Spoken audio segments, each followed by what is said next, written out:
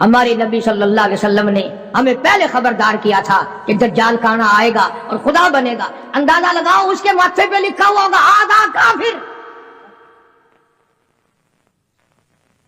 اور حدیث کے الفاظ میں یہاں تک آتا ہے کہ کوئی جھوپڑی پوری دنیا کی، کوئی مکان، کوئی پہاڑ، کوئی بستی، کوئی ملک ایسا نہ ہوگا جہاں دجال پہنچ نہ جائے گا.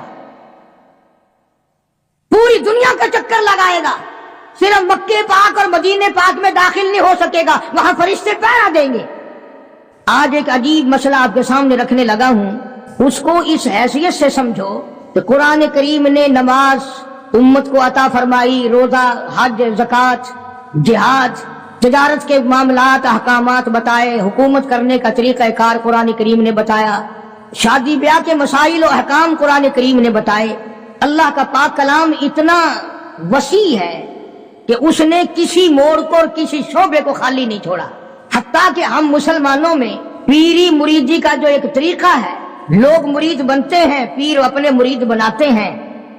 قربان جاؤں مالک کائنات کے کلام پر اس کا بھی طریقہ کار قرآن نے بیان فرمایا. لوگ یہ نہ سمجھیں کہ یہ جو پیری مریدی ہے یہ یوں ہی ہے بس، اس کے لیے بھی قرآن نے ضابطے بتائے. مطلب میرا یہ ہے کہ قرآن کریم نے کوئی چیز باقی نہیں چھوڑی جو مسلمانوں کی ضرورت کی ہو. ویسے تو آپ کو پتا ہے الحمدللہ ہمیں سارے قرآن کی ضرورت نہیں. کیا کریں گے قرآن کا؟ وہ لوگ تو قبروں میں چلے گئے جو قرآن کریم کے بغیر ایک منٹ زندہ نہیں رہ سکتے تھے. ان کا اوڑھنا بچھونا، ان کا جاگنا سونا، ان کی ہر وقت کی سوچ اللہ کے قرآن پر غور کرنا ہوتا تھا. انہوں نے محنت کی ساری زندگی قرآن کریم کی افضلیت پر، اس کے حق ہونے پر. اور یہ جو قرآن مسئلہ بیان کرنے لگا ہے آپ کو، یہ معمولی مسئلہ نہیں، یہ اس وقت کا مسئلہ ہے جب پیر محمد مصطفیٰ ہے صلی اللہ علیہ وسلم اور مرید صحابہ ہیں. ذرا خیال تو کرو، پیر کو بھی دیکھو اور مریدوں کو بھی دیکھو. پیر امام الانبیاء اور صحابہ کرام کی سارے جہان کی امت میں سب کے سردار ہے. اور پھر اس پیری مریدی میں سب سے بڑا چکر پڑتا ہے عورتوں کا، مستورات کا، خواتین کا.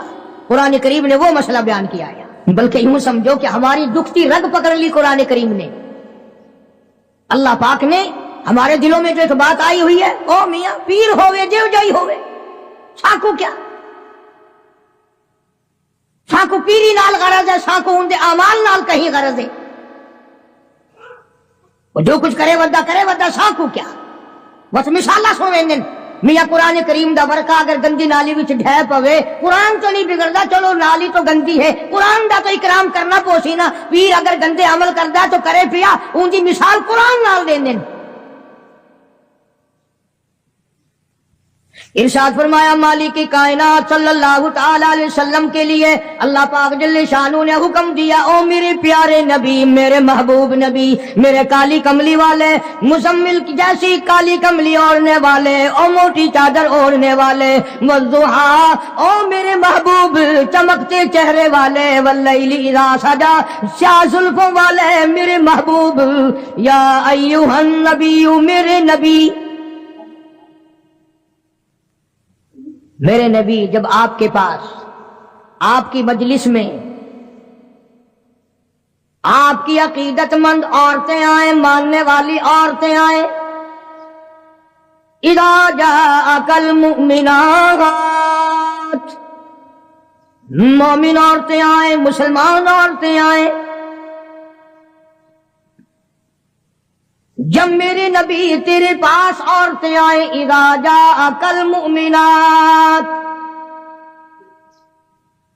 یبایعنک، مرید بننے کے لیے آئیں، آپ کو پیر بنانے کے لیے آئیں، آپ کی عظمت کا اقرار کرنے کے لیے آئیں. او میرے نبی جب تک ان سے 6 وعدے نہ لے لو، 6 شرطیں پوری نہ کریں، میرے محبوب آپ کو رحمت والا ہاتھ اٹھانے کی اجازت نہیں.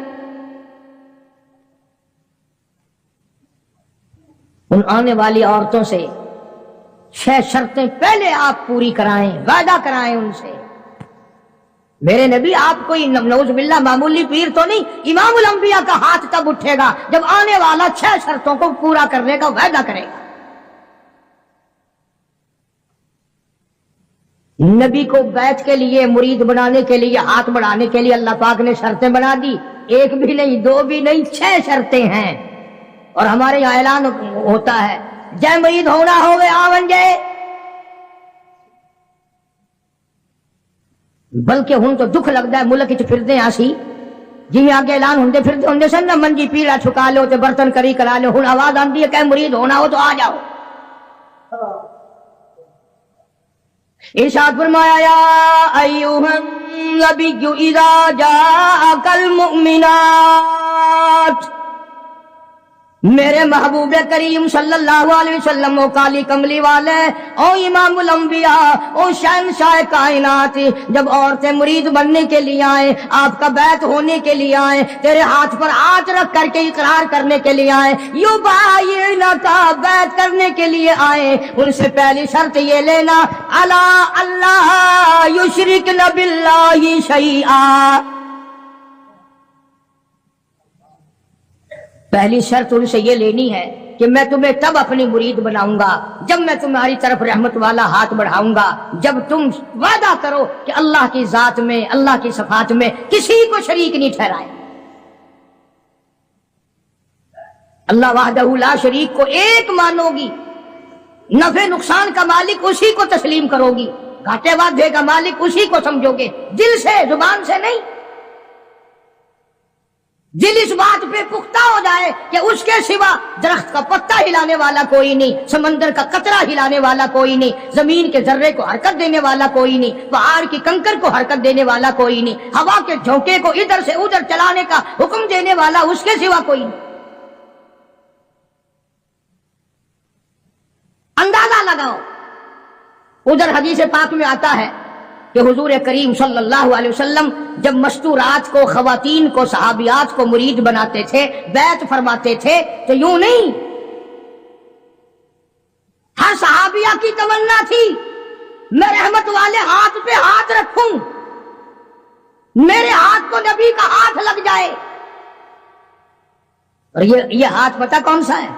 खुदा की कसम, हाथ तो हाथ रहा, इसकी उंगली का इशारा हो गया, चांद का कलेजा फट गया।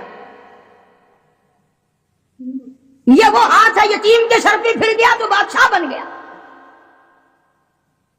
ये वो हाथ है, दरख्तों को इशारा कर दिया, जड़ों से उखड़ कर खिदमत में आ गए। फरमाया मेरे महबूब सल्लल्लाहु अलैहि वसल्लम, आप नबी नहीं इमामुल अंबिया हैं, आप रसूलों के रसूल हैं, पर औरतों को बैत करने के लिए मेरी तरफ से ये इजाजत नहीं है कि आप इनका हाथ नंगा अपने हाथ पे रखें या अपना हाथ इनके हाथ पे रखें। आओ, इमामुल अंबिया को इजाजत नहीं।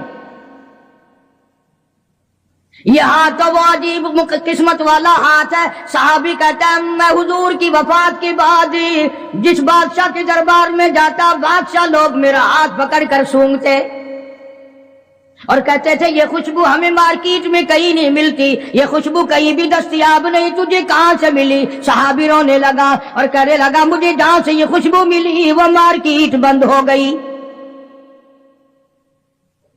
सहाबी कहता मैं बीमार पड़ा था रज़ी अल्लाह ताला अन्हु, मदीने में मुझे सख्त तकलीफ हुई, बुखार हुआ, सरकार मदीना सल्लल्लाहु अलैहि वसल्लम मुझे पूछने के लिए तशरीफ लाए, मेरा हाथ पकड़ के फरमाया तेरा क्या हाल है? उस दिन से आज तक मेरे हाथ से खुशबू आती है।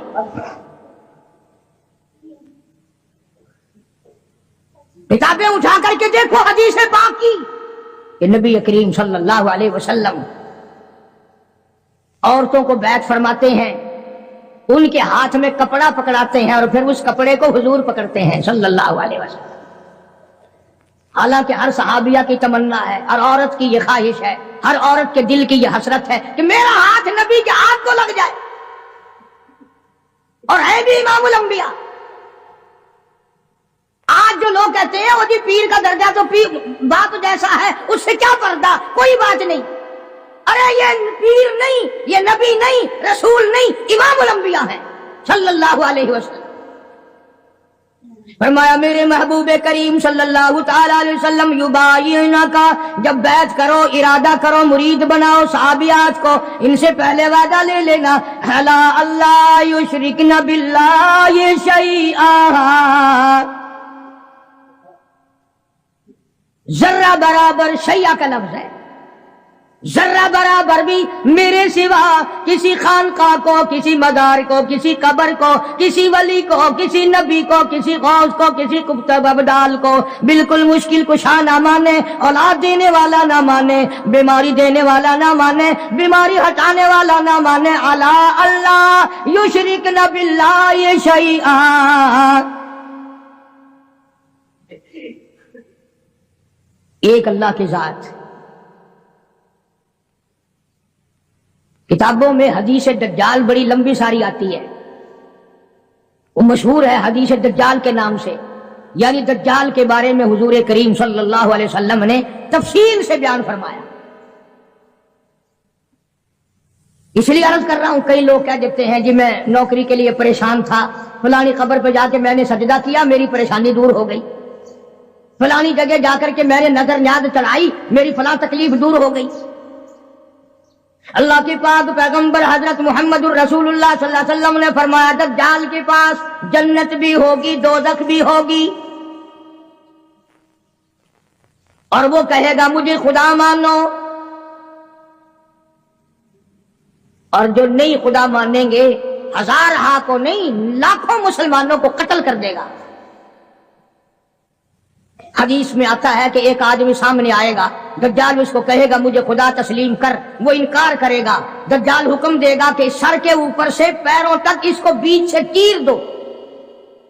چنانچہ حدیث کا ترجمہ کر رہا ہوں، یہ ناک ہے نا، یہ ناک بھی حضور نے اپنے ناک پر انگلی رکھتے ہوئے فرمایا کہ اس مسلمان کے ناک کے بھی 2 ٹکڑے ہو جائیں گے اور اسے چیر دیا جائے گا، اور دجال اسے پھر زندہ کر لے گا، دجال اسے پھر زندہ کر لے گا، اور زندہ کر کے کہے گا زندہ کرنا مارنا خدا کی صفت ہے، اب تو مان جا میں نے دونوں کام کر کے دکھا دیے، اب تو مان جا تجھے میں نے مارا بھی، قتل بھی کرا دیا، کر دیا اور زندہ بھی کر دیا، اب تو میرے خدا ہونے میں شک نہیں۔ اللہ اکبر۔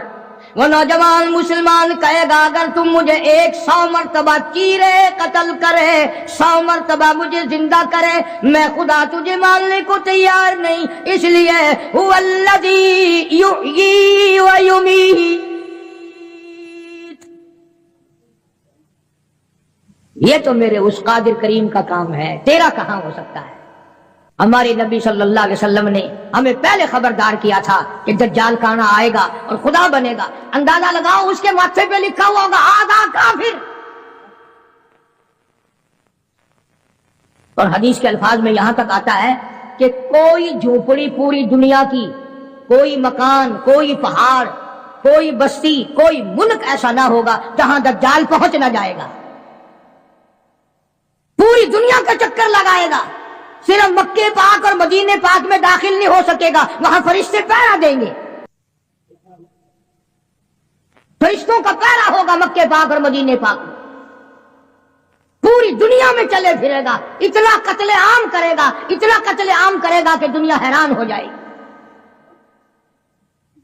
یوں آتا حدیث پاک میں کہ تنگی اتنی ہوگی، کئی کئی دن کی بھوک ہوگی، حلوہ دکھائے گا، اگر مجھے خدا مانتے ہو تو یہ حلوہ کھاؤ، تیار۔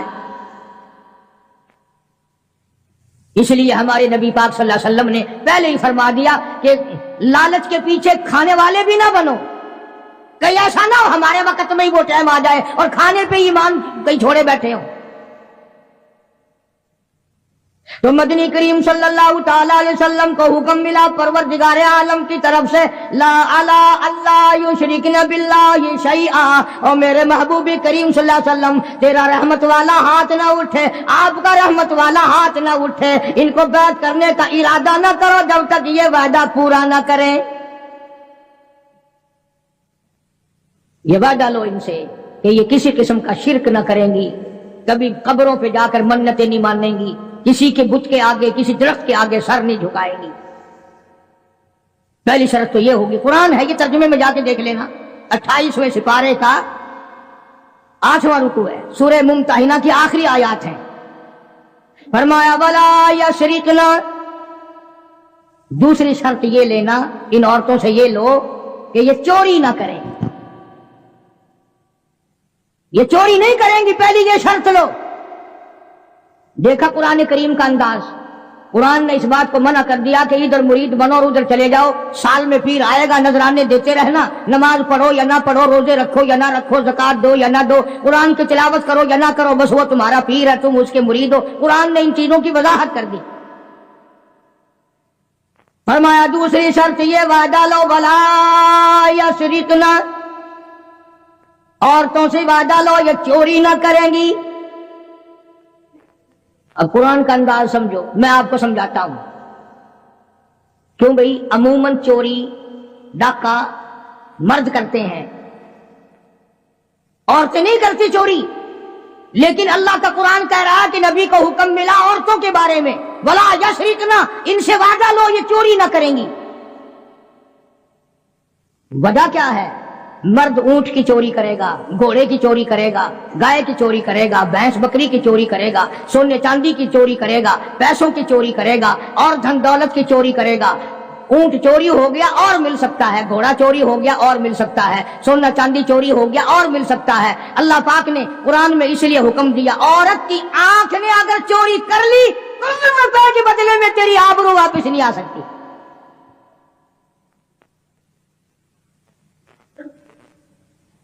جو خاندان کو گٹا لگ گیا بے غیرتی کی زندگی کٹے گی، عزتیں واپس نہیں آیا کرتی، آبرو واپس نہیں ہوا کرتی۔ اس لیے فرمایا کہ عورت کی آنکھ کی حفاظت کی جائے، اس کی آنکھ نے چوری کر لی تیرے خاندان کا بھیڑا گرک نہ کہیں ہو جائے۔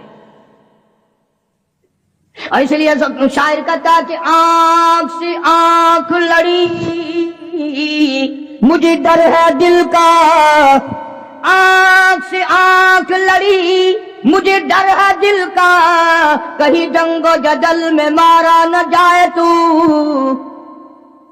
پہلے آنکھ لڑتی ہے، پھر دل متاثر ہوتا ہے، پھر خاندان کی بربادی ہوتی ہے۔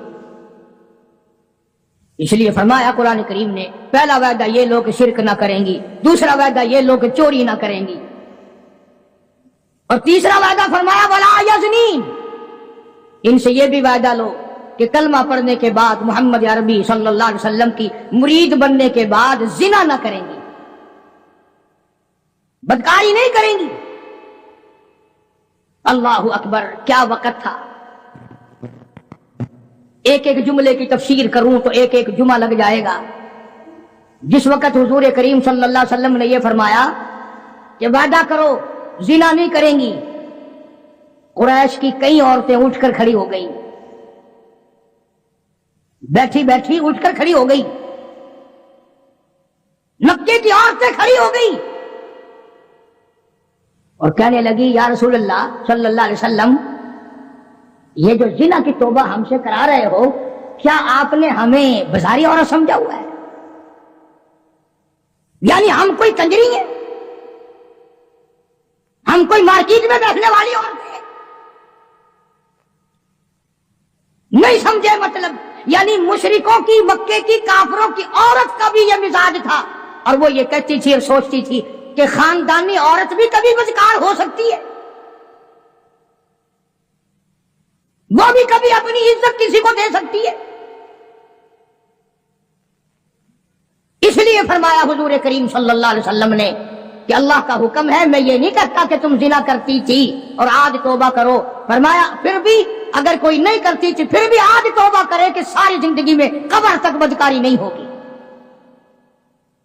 میرا عرض کرنے کا مطلب اور مقصد یہ ہے کہ مکے کی کافر عورت بھی یہ کہتی ہے کہ بدکاری کرنا تو کنجریوں کا کام ہے، بازاری عورتوں کا کام ہے، بدماش عورتوں کا کام ہے، گھریلو عورتیں اور خاندانی عورتیں ایسے کام کبھی نہیں کیا کرتی۔ 3 شرطیں ہو گئی، شرک نہ کریں گی، چوری نہ کریں گی، زنا نہ کریں گی۔ چوتھی فرمایا ولا یقتلن اولادہن، اپنی اولاد کو قتل نہ کریں گی، اپنی اولاد کو نہیں ماریں گی۔ اس میں 2 تفسیر ہیں، ایک تو یہ کہ ہے تو اپنے خامند کی اولاد، ہے تو حلال کی، پر اس لیے مارنا کہ ان کے لیے روزی کہاں سے آئے گی، ان کے لیے رزق کہاں سے آئے گا، ان کے لیے کپڑا کہاں سے آئے گا، ان کی تعلیم کے لیے پیسہ کہاں سے آئے گا۔ خدا بند کریم نے دوسری جگہ قرآن کریم میں ایک اور اعلان فرمایا، فرمایا ولا تقتلوا اولادکم خشیۃ املاق، اپنی اولاد کو قتل نہ کرو خرچے کے ڈر سے۔ توجہ، دھیان کرنا، اگلی بات آئی، فرمایا نحن نرزقکم وإیاہم، مجھے اپنی کبریائی کی قسم، تم اس قابل ہوتے ہی نہیں کہ تمہیں کھلایا جائے، تم اس قابل ہوتے ہی نہیں کہ تمہیں پہنایا جائے، میری کبریائی کی قسم تم روزی کے قابل نہیں رہتے، پر میں خدا تمہیں ان چھوٹے چھوٹے معصوم بچوں کا صدقہ کھلاتا رہتا ہوں۔ تم تو اتنے ظالم ہو، تم تو اتنے کمینے ہو، تم تو اتنے حرکتی اور گناہگار ہو گئے کہ تمہیں ایک دانہ نہ ملے۔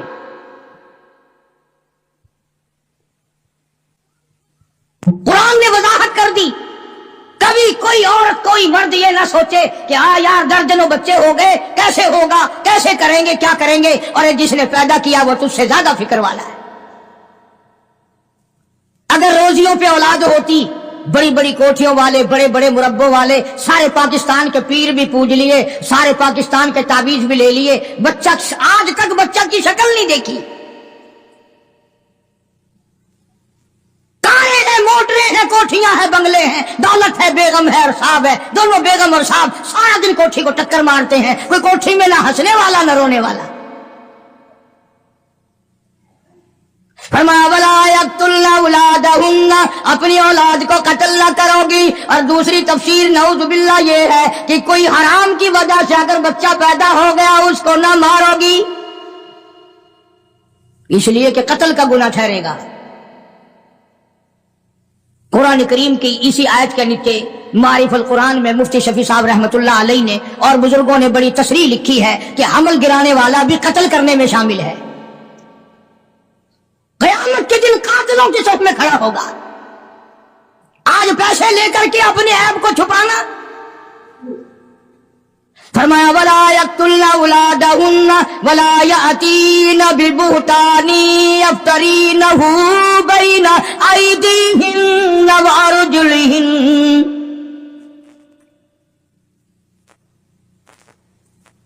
شرک نہیں کرو گی، چوری نہیں کرو گی، زنا نہیں کرو گی، اپنے اولاد کو قتل نہیں کرو گی۔ پانچویں شرط سب سے زیادہ خطرناک آئی، اپنے خامند کو عیب نہیں لگاؤ گی۔ یوں ہی نہیں ذرا کہیں دیر ہو گئی کہ بس اس کو کہہ دینا ہاں پتہ ہے جدھر جاتے ہو ہم نہیں تمہارے پیچھے ہوتے، ہماری روح تمہارے ساتھ ساتھ چلتی ہے، تم فلاں کے ساتھ ہو، تم فلاں کے ساتھ ہو۔ قرآن کریم نے شبہات کے اندر اپنی اس ازدواج زندگی کو آگ لگانے سے منع فرمایا۔ اور یہ جو آج کل عورتیں کئی جلوس نکالتے ہیں، کہتی ہیں ہم قرآن کو نہیں مانتے، ہم اسلام کو نہیں مانتے، ہم خدا کے حکم کو نہیں مانتے۔ خدا تمہیں کم مانتا ہے، قرآن تمہیں کم مسلمان مانتا ہے۔ اب تو طرح طرح کی آوازیں آنے لگی، عورتیں کہتی ہیں ہم بھی دوش بدوش چلیں گی، یعنی دوش بدوش کا لوگ، آدھے لوگ تو پڑھے لکھے بھی مطلب نہیں سمجھتے، کندھے سے کندھا ملا کے چلیں گی، کارخانے جاؤ گے تو ہم ساتھ ساتھ چلیں گی، کالج میں پڑھنے جاؤ گے ہم بھی چلیں گے، دفتر میں کام کرنے جاؤ گے تو ہم بھی ساتھ چلیں گے۔ بلکہ ایک عورت نے تو یہاں تک کہا کہ جو حقوق مرد کے ہیں وہی عورت کے ہیں، اور یہ لفظ کہے کہ اسلام ظلم کرتا ہے۔ ایک مرد کو 4 عورتیں کرنے کا اختیار ہے، ایک عورت کو 4 مرد رکھنے کا بھی اختیار ہونا چاہیے نا۔ ذہنیت دیکھو آپ، اچھا مرد شادی کر کے عورت کو اپنے گھر میں لاتا ہے، 4 مرد، اس کے پاس مکان تو اپنا ہونا نہیں، باپ بھائی دے کیوں، یہ 4 مردوں کو سر پہ اٹھائے پھرے گی، کہاں لے جایا کرے گی؟ یہ ساری کی ساری مغربی طرز کی جتنی عورتیں ہیں پہلے سے اسلام کی دشمن ہیں، قرآن کی دشمن ہیں، بڑے بڑے گھرانوں کے انہوں نے بیڑے غرق کیے ہوئے۔ فرمایا ولا یأتین ببہتان یفترینہ بین ایدیہن وارجلہن، عورت کو اجازت نہیں، یعنی نبی پاک صلی اللہ علیہ وسلم کو حکم ملا ہے کہ ان عورتوں سے آپ یہ بھی وعدہ لیں کہ اپنے خامند کو، گھر والے کو، اپنے پے کو شبوں کی نگاہ سے نہیں دیکھیں گے، یوں ہی خام خواہ شک کر لینا۔ تم آدھی نوکری گھر میں نہیں دیتے ہو، تم نے کہیں اور آنکھ لڑا رکھی ہے، میں جانتی ہوں تو آہستہ آہستہ آہستہ آہستہ اپنے گھر کو آگ لگا لیتی ہے. دل بگڑتا بگڑتا زندگی خراب ہوتی ہوتی نتیجہ اس کا یہ ہوتا ہے کہ گھر میں پھر آگ لگ جاتی ہے. قرآن کریم نے بڑی وضاحت کی ہے مستورات کے احکام کی. بلکہ ایک اور مقام پہ قرآن کریم نے الگ طور سے فرمایا یا نساء النبی لستن لک احد من النساء. یہ علیحدہ خطاب فرمایا حضور کریم صلی اللہ علیہ وسلم کی گھر والیوں کو، ازواج مطہرات کو، ہماری ماؤں کو اللہ نے الگ خطاب کر کے فرمایا میرے نبی کی گھر والیوں تم عام عورتوں کی طرح نہیں. جیسے میرا نبی سارے جہان سے نرالا، جیسے میرا نبی سارے جہان سے شان نرالی رکھتا ہے، اسی طرح سے میرے نبی کی گھر والیوں کی بھی شان سب سے زیادہ ہے. فلا تخضعن بالقول. نبی کی مستورات کو اللہ پاک نے حکم دیا کہ تمہیں زور سے بولنے کی اجازت نہیں، تمہیں بات زور سے کرنے کی اجازت نہیں. بلکہ اگر کوئی آدمی پوچھنے آئے میرے نبی کو صلی اللہ علیہ وسلم، حکم تو عام ہے نا امت کے لیے بھی، اور گھر پہ مرد نہ ہو تو عورت کو حکم ہے کہ تلخی سے جواب دو. اسلام میں بد اخلاقی کہیں بھی جائز نہیں، کبھی بھی جائز نہیں. لیکن عورت جب گھر میں اکیلی ہو، بچے چھوٹے ہوں، اور کوئی کنڈی کھڑکائے، گھنٹی بجائے، پوچھے تو صرف اتنا کہہ دو ہے نہیں. اور اگر پھر کہے کتنے گئے، کہاں گئے، مجھے کیا بتانے جاتے ہیں، تاکہ آئندہ جب بابو دفتر میں ملے گا اور وہ کہے گا کہ ہمارے گھر پہ تشریف لانا تو بابو ہاتھ باندھ دے، نہ بھائی تیرے گھر تو ڈین رہن دی ایماندار کھان دی ہے، میں کو ایک دن گیا سا میں نو کھان آئی ہے. مسلمانوں، اللہ پاک کو ہماری بیٹیوں کی، ہماری بیویوں کی، بہنوں کی عزت کتنی عزیز ہے، قربان جاؤں کتنی عزیز ہے ہماری عزت، ہماری آبرو اللہ پاک کو کتنی پیاری ہے. اور اگر عورت یہ کہے دروازے کے پاس آ کر کہاں سے تشریف لائی تھی، اجی لاہور سے، اچھا میں بیٹھک کا دروازہ کھول دوں، آپ تشریف رکھیں، چائے پیئیں گے، کافی پیئیں گے، جوس پیئیں گے، پانی پیئیں گے، کیا کریں گے آپ؟ وہ بڑوا پھر بہانے روز آئے گا کہ یہاں تو سب کچھ ملتا ہے، روز آئے گا پھر.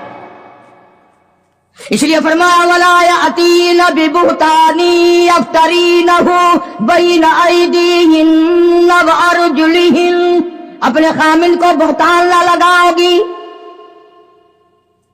اور یہ ساری چیزیں قرآن کریم نے اس لیے بیان فرمائی کہ یہ چیزیں قیامت تک ہمیں پیش آتی ہیں. بڑی عجیب بات کہی کمند نے، کہتا دل کی نہیں تقسیم، دل کی نہیں تقسیم، کمند آنکھیں ہے ظالم،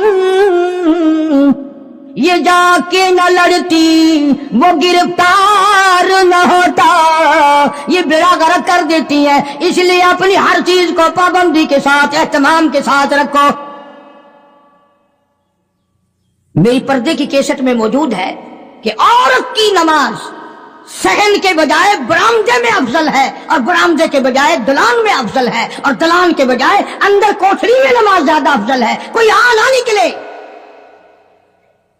قرآن کتنا عزت کا تقدس کرتا ہے، میری بندی کو نماز پڑھتے ہوئے بھی کوئی نہ دیکھے. فرمایا وَلَا يَضْرِبْنَ بِأَرْجُلِهِنَّ. فرمایا مومن عورتوں کلمہ پڑھنے والیوں پیر بھی آہستہ رکھو، تاکہ چال سے ہی کوئی تیرے حسن کا، تیری صحت کا، تیری جوانی کا اندازہ نہ لگا لے. وَلَا يَضْرِبْنَ بِأَرْجُلِهِنَّ. آہستہ رکھو اپنے پیر کو بھی.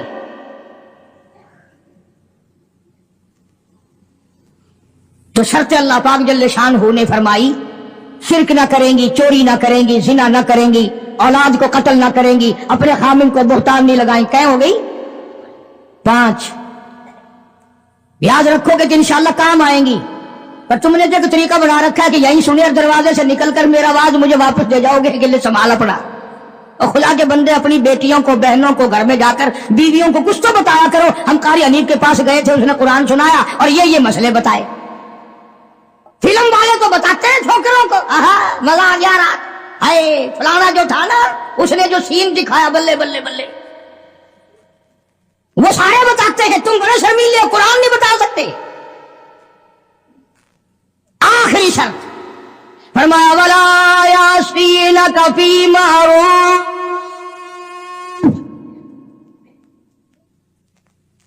اخیر میں کھاتا اکٹھا کر دیا، جتنے بھی اسلام کے احکام ہیں ان سب پر عمل کرو گی۔ جب یہ پوری ہو جائیں گی، قرآن کا ربط دیکھو، پھر آیا حکم فَبَايِعْهُنَّ، میرے محبوب کریم صلی اللہ علیہ وسلم اب ان کو بیعت کرو، اب مرید بناؤ، یہ تیری مرید ہے، آپ ان کے پیر ہے۔ فَبَايِعْهُنَّ، سارے کہو نا سبحان اللہ۔ فرمایا بیعت بھی کر، ان کو اپنے مرید بھی بنا لے، اور وَاسْتَغْفِرْ لَهُنَّ، اللہ میرے محبوب کریم ان کے لیے جھولی پھیلا کر مجھ سے بخشش بھی مانگ دے۔ اس لیے جب تیری جھولی ہوگی، میں ان کے لیے ہوگی، یہ کا کام بن جائے گا۔ فرمایا فَبَايِعْهُنَّ، اب ان کو بیعت کرو، مرید بناؤ، وَاسْتَغْفِرْ لَهُنَّ اللہ، ان کے لیے مجھ سے معافی طلب کرو، استغفار کرو۔ میرے محبوب جھولی تیری ہوگی، عطا میری ہوگی، زبان تیری ہوگی، خزانہ میرا ہوگا، ان سب کا بھلا ہو جائے گا۔ ان اللہ غفور رحیم، میں خدا بخشنے والا ہوں، میں خدا رحیم ہوں، میں خدا کریم ہوں، میں ارحم الراحمین ہوں، میری ذات بخشنے والی ہے۔ آپ ان کے لیے معافی بھی طلب کریں اور آپ ان کو 6 شرطوں کا پابند بھی بنا دیں۔ جب مسلمان ان 6 چیزوں پہ عمل کرے گا اور صحیح معنوں میں ان 6 شرطوں کو پورا کرے گا، تب جا کر کے حقیقت میں پیری کا اور مریدی کا حق ادا ہوگا۔ اب اس بات کا ہمارے پاس کیا علاج ہے؟ رمضان سے پہلے کئی علاقوں میں پیر چلتے ہیں کہ روزے بخشوا لو۔ ہم نے سندھ میں کئی مرتبہ دیکھا کہ جی ہمارے پاس یہ گائے ہے، یہ لے جاؤ، تو پیر کو یوں کہتے ہوئے سنا کہ واہ، روزے 10 آدمیوں کی بخشوں، صرف گائے مل رہی ہے۔ روزے بخشتے پھرتے، خود اصل میں بخشے بخشائے تو ہیں، خود ہی نہیں رکھتے وہ۔ اس لیے جو نماز نہیں پڑھتا وہ پیر نہیں ہو سکتا، جو روزہ نہیں رکھتا وہ پیر نہیں ہو، وہ چمچیر ہو سکتا ہے، پیر نہیں ہو سکتا۔ جو داڑھی مڈاتا ہے، مچھے مڈاتا ہے، بے پرد عورتوں کو اپنے سامنے بٹھاتا ہے، اور نبی کو تو حکم ملا ہاتھ پہ ہاتھ نہ رکھنا، وہ پیر نہیں ہو سکتا، چمچیر ہو سکتا ہے۔ وہ ایک دفعہ میں ایک خانقاہ پہ، ایک بزرگ کی خانقاہ پہ فاتحہ کے لیے گیا، جاتے ہم بھی ہیں، کوئی یہ اللہ والے بزرگ، ہم نے ان کو ٹھیکے پہ تھوڑی دے رکھے ہیں جو انہی کے ہو گئے۔ اللہ والوں کی مزارات پہ جانا، اپنے ماں باپ کی قبر پہ جانا صرف ثواب نہیں بلکہ ان کا حق ہے، ان کا حق ہے۔ تم تو جاتی ماں کی قبر پہ ساری زندگی پھیرا نہیں مارتے، ہم باپ کی قبر پہ پھیرا نہیں مارتے، استاد کی قبر پہ پھیرا نہیں مارتے، جہاں وہ لمبا چوڑا میلہ لگتا ہے، دنیا آئی ہوئی ہے، ماٹی گھول گھول کے پلائی جا رہی ہے۔ اللہ والوں نے بھی ساری باتیں سمجھا دی۔ سلطان باہو رحمت اللہ علیہ کتنا بڑا بزرگ ہے، کتنا بڑا ولی ہے، کتنا بڑا پیر ہے، اپنی زبان میں کتاب میں کہتا ہے عدل کریتا تھر تھر کمبل، عدل کریتا تھر تھر کمبل، اونچیا شانہ والے ہوں، فضل کریتا بخش جاول، میں جے مکالے ہوں۔ او مولا اگر عدل کیا تو میرے جیسوں کا کیا بنے گا، فضل کیا تو میرے جیسوں کی بھی نجات ہو جائے گی۔ بزرگ ہیں بابا فرید الدین رحمت اللہ علیہ فرماتے ہیں اٹھ فرید جھاڑو دے وچ مسجد، تو جھاڑو نہ دیوا ہمت کوئی تو مسجد کا خادم نہ سمجھ ونجے۔ ہاں کہتا ہے اٹھ فرید جھاڑو دے وچ مسجد، تو ستا رب جاگ دائی تیری ڈیڈے نال پرید، وہ ہر وقت جاگتا ہے۔ کام کر، خدمت کر، مخلوق خدا کی، دربار الہی کی عظمت کر۔ अजब अंदाज है अल्लाह वालों के। तो मैं एक अल्लाह वाले के मजार पे फातिहा के लिए गया, जानता था नहीं, मेरी कमर पे थापड़ा दिया। वो कहने लगा ला 10 रुपए, यूं ला 5 रुपए। मैंने उसकी कमर पे थापड़ा दे दिया, मैंने कहा ला 10 रुपए। उनने कहा वो कैसे? चल, मैंने कहा 5 तू अपने काट ले, तूने भी थापड़ा दिया है, 5 मेरे दे दे। अंदाजा ला। कई लोग आते हैं यूं झुक जाते हैं, जी कमर पे मेरी थापड़ा दे दो। और कुरान तेनू वारा नहीं खांदा, थापड़ा वारा खांदा है। अंदाजा लाओ जिंदगी का। हम लोग क्या करते हैं?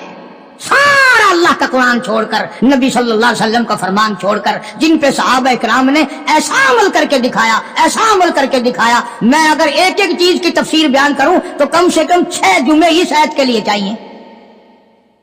आओ फिर मैं तुम्हें एक अमल तो बता ही दूं। एक औरत है, सहाबिया है, रजी अल्लाह ताला अन्हा, कलमा पढ़कर मुसलमान बनी, हुजूर की मुरीद बनी, सरकार उसके पीर हैं, मदीने में हिजरत करके चली गई। माँ बाप दोनों कलमा नहीं पढ़ते, काफिर हैं, मक्के में रहते हैं। माँ को कोई तंगी आ गई, गुर्बत आ गई, उधर बेटी की याद आ गई। आखिर औलाद औलाद होती है। कई 100 मील का पैदल सफर करके मदीना पाक पहुंची। अल्लाह सबको ज़ियारत नसीब फरमाए। मदीने पाक पहुंची, मां कुंडी खटखटाई, पूछा कौन? बेटी दरवाजा खोलो, मैं तेरी अम्मा हूं, तेरी शक्ल देखने आई हूं, तू मेरी प्यारी बेटी है, तुझे मिलने आई हूं, मक्के से चलकर आई हूं। कोई ये इसी मोहल्ले में तो मेरा घर नहीं? क्यों भी ईमानदारी से बताओ। लड़की को चाहिए था, भाग के दरवाजा खोलती, अम्मा को जफ्फी भरती, लिपट जाती, अम्मी अम्मी अम्मी आ गई, मेरी माँ आ गई, वो बेटी बेटी करती। सहाबा की सहाबियात ने, औरतों ने कुरान पे ऐसा अमल किया। अल्लाह गनी कहने लगी अम्मी जान, थोड़ी सी तकलीफ करनी पड़ेगी, मैं हुजूर करीम सल्लल्लाहु अलैहि वसल्लम की खिदमत आलिया में किसी को भेजकर इजाजत मांगती हूँ। ओ काली कमली वाले, क्या काफिर माँ को घर में दाखिल होने दूं कि नहीं?